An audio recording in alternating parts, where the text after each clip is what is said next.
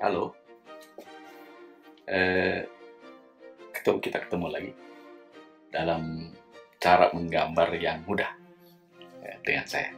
Khususnya kali ini kita menggambar wajah tentu. Kita meneruskan metode yang sebelumnya, yaitu metode Jack Hem. Nah, sekarang kita akan coba dengan metode yang lain, yaitu metode Andrew Loomis. Nah, apa perbedaannya dan kenapa kita penting gitu ya, belajar ini? Nah, perbedaannya adalah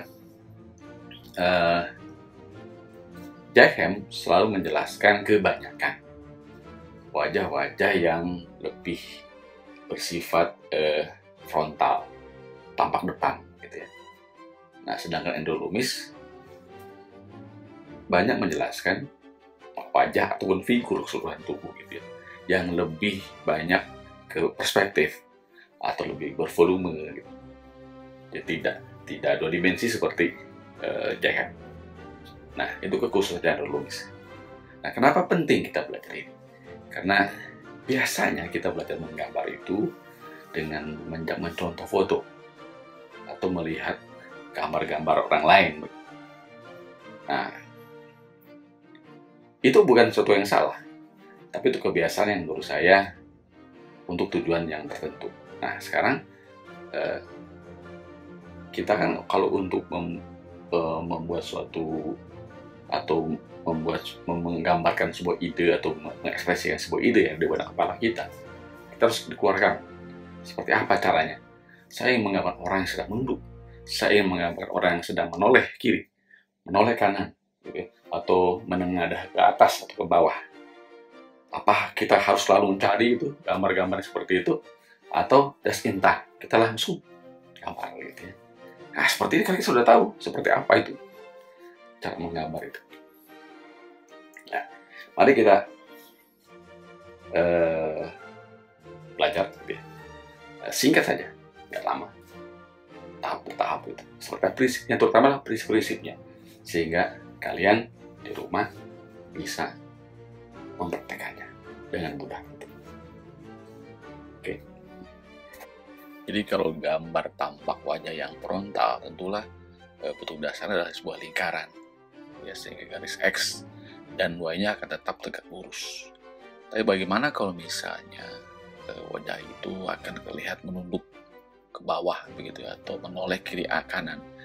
Nah, tentulah akan menjadi berubah seperti bola. Nah, ini yang terpenting. Nah, kalau bola berarti semua garis seperti X dan Y itu bisa menjadi melengkung bentuk sebuah kurva atau elips begitu.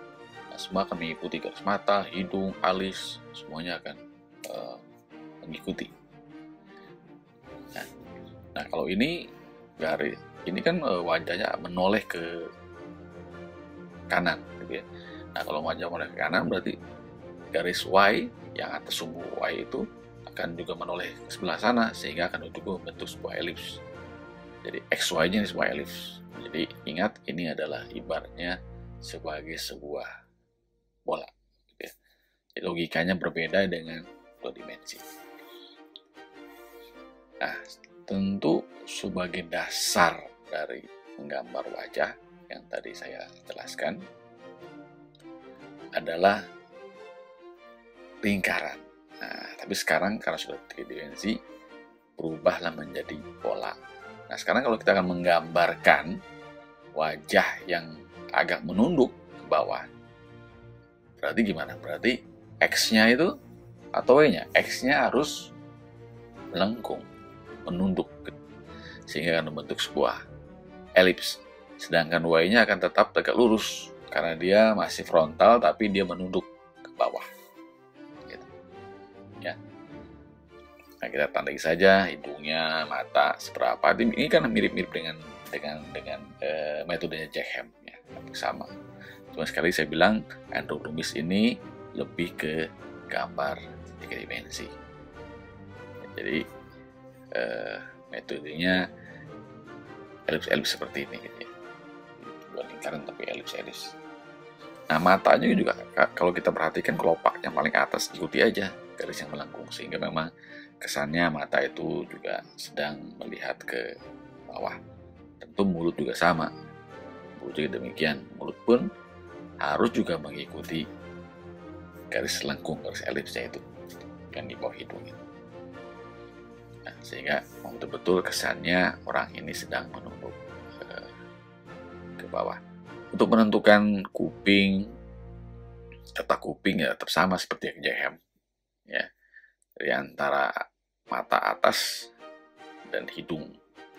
Garis hidung yang paling bawah itu adalah besarnya kuping. Nah, cuman kalau memang dibentuk 3 dimensi ini, karena menunduk, kupingnya mungkin agak panjang ke atas karena dia kelihatan dari atas ya. Dia agak melebar ke atas begitu. Seperti Spock gitu.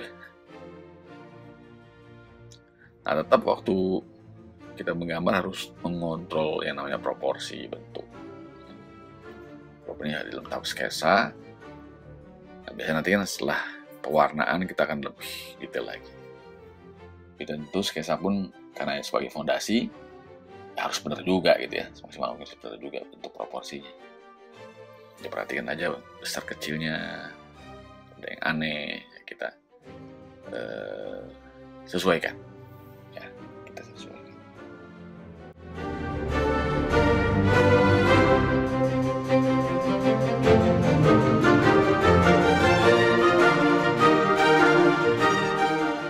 Saya tandain ya, berarti ini yang tadi saya bilang itu adalah garis alis, garis mata, garis hidung. Garis hidung berarti antara alis, mata dan hidung ada kupingnya. Garis mulut, gitu. Semuanya melengkung kecuali garis Y yang di tengah itu masih tegak lurus karena orangnya hanya menunduk, tapi wajah masih frontal ke depan kita, tidak ke kiri, tidak juga ke kanan. Ya. Nah, bagaimana dengan yang tadi, gambar yang menoleh ke kanan itu? Ya. Nah, yang utama sih adalah X-nya. X-nya berarti harus melengkung. Nah, Y-nya tetap melengkung. Kenapa? Karena dia menoleh, tetapi agak menunduk. Jadi si garis X juga elips, garis Y juga elips, tapi miring ke kanan, gitu ya, sebelah kanannya dia. Oke, ini tetap sama pembagian.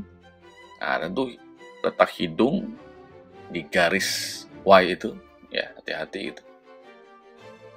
Jadi mata sebelah kiri ya itu juga harus lebih mengecil. Karena kenapa? Karena dia memang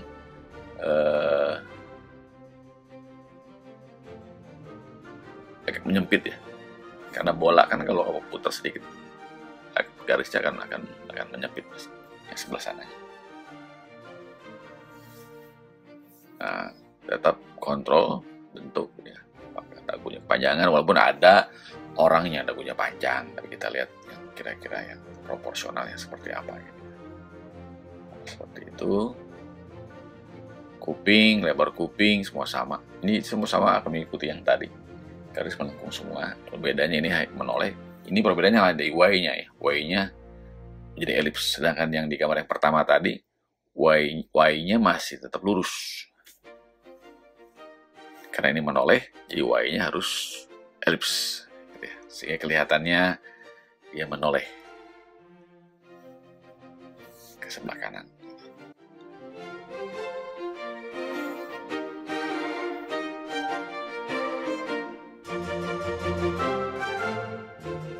Lingkaran depan atas kuping itu khas Loomis ya, menjelaskan bahwa kepala orang di sampingnya adalah lurus gepeng seperti apel atau jeruk yang diiris begitu ya, pinggirnya sedikit. Garis mata, garis alis ya sama saja sebetulnya dan yang tadi ya. Sekali lagi ini karena dia gambar orang yang menoleh, menengok, sehingga Y-nya yang menjadi elips. Tergantung nih, kalau misalnya menoleh tapi tidak menunduk, berarti garis X-nya tegak lurus. Ya, karena memang posisi dia tidak menunduk. Di prinsip seperti itu hanya XY yang kita perhatikan terutama.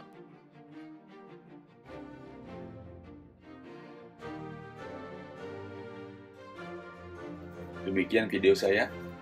Walaupun secara singkat saya menjelaskan endodromis, tapi semoga dapat membantu Anda sekalian. Sampai berjumpa di video saya berikutnya. Salam gambar.